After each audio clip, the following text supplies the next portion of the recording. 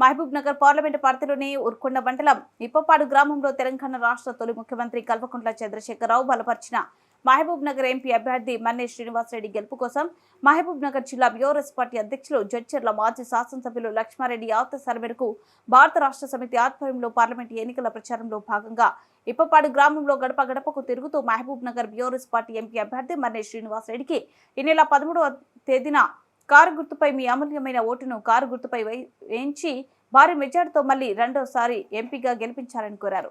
ఈ కార్యక్రమంలో ప్రజాప్రతినిధులు, మాజీ ప్రజాప్రతినిధులు, బీఆర్ఎస్ పార్టీ నాయకులు, యువకులు తదితరులు పాల్గొన్నారు.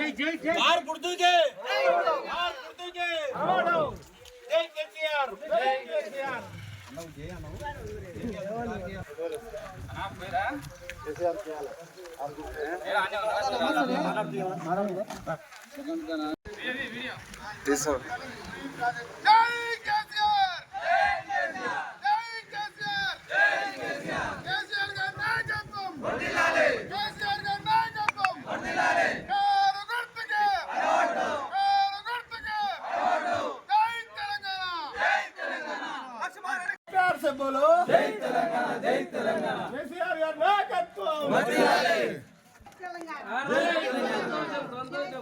जय केसीआर। कोट कोट जय कोट जय कोट तेलंगाना, जय तेलंगाना। मनु जय